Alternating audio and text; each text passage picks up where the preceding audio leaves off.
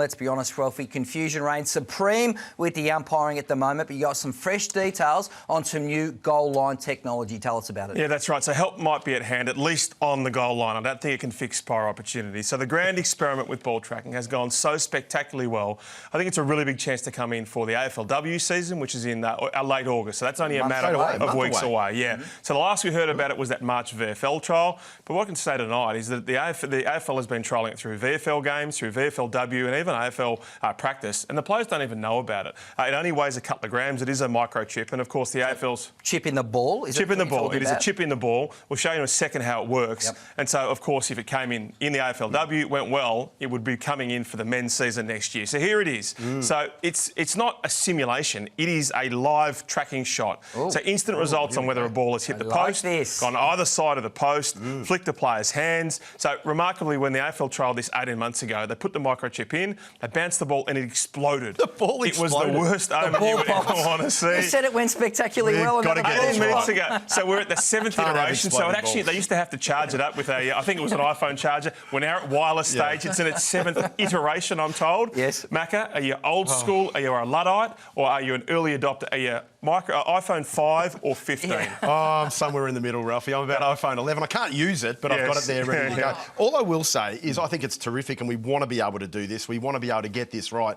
I'm hoping it's just for scoring and I hope it's not for boundary line incidents. We don't want that. We don't want to be slowing the game up any further than we need. Oh, but I like it with the touched incidents. My mind goes to Bailey Scott. Like you see when the fingers go back, it's still a bit fuzzy. Are you telling me, John, that could possibly show us when it was touched, etc.? Absolutely, yeah, and in an instant as well. So we'll see that, of course, on the goal line, but we'll see it. And I think within 50... Quick though, in an instant. Yeah, and so we'll show you the Jake Waterman incident of early March. So that was on the boundary line. So this will be are we Big Brother here? Are we AI? Are we using it for instances leading up to scoring, only for scoring? So this is Waterman, who looked to be in...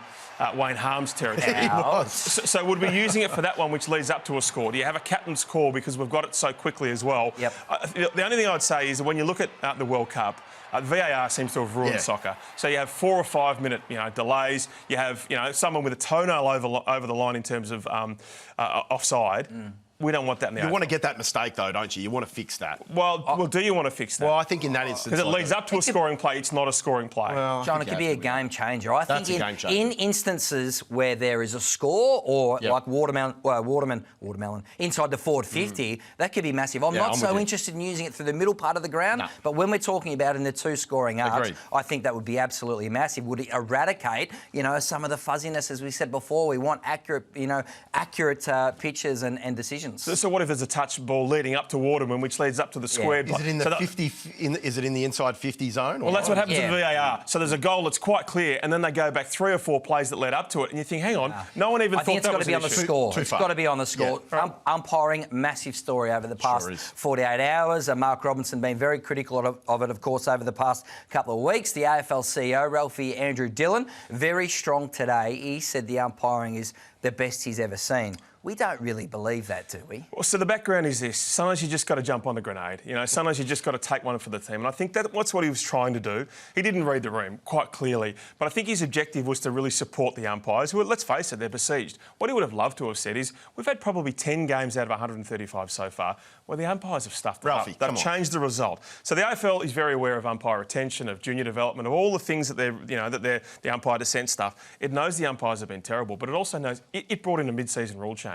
So it has been part of this. He should have just said, they're not perfect, but they're trying to get better, and Ralphie, we would have acknowledged. come on. When you're talking about exploding footies and grenades, he got it wrong. He got it wrong.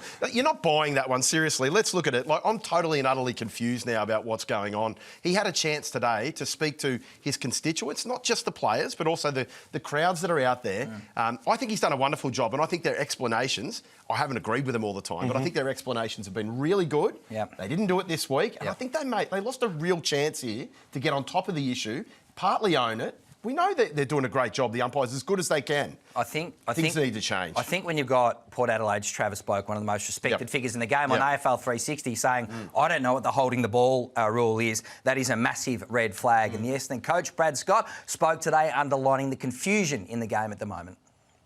Some of the all-time great coaches, players who have got contrary views on these things. Should there be prior opportunity?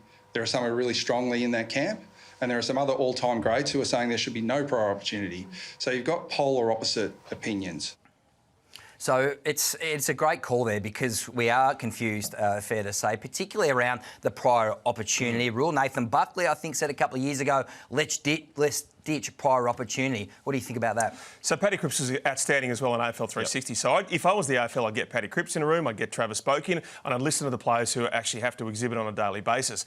What I would love, though, is I'd love them to trial no prior opportunity. Bucks has been big on it. Yep. Now, you do it across the summer. You know, it's not for premiership points. But what I think happens in so many of these cases is the players decide not to get rid of the ball. They might even, you know, smash their chest and all, because they spin around because there is not a player that is around that it's advantageous. So if we actually could get a baseline about how often players could get the ball out but don't, then we could really tweak holding the ball and tweak the prior opportunity stuff, and we'd actually know when the players are faking or when they just decide not to get rid of the ball. That's what, you know, we're never going to fix prior opportunity, but we could improve the standard. I think the fans don't understand it. I think a large majority of fans, because you go to the MCG and you hear ball, you know, when they're trying to dispose of the footy if they haven't had prior opportunity. So I think it's the biggest sore point. You mentioned, you know, people getting together. Didn't we have that? Didn't we have the Laws of the Game committee? And then it got disbanded, didn't it? In 2018. Because they didn't get listened to. You know, Nathan Buckley felt they didn't get listened to, but then Nathan was on it and he wanted a moratorium. So if you're going to change rules, that's probably not the point Maybe of it. it is the time for the AFL to start listening to people like Patrick Cripps and Chris Fagan. They're the right people to talk to. They're the ones who are living it day and day.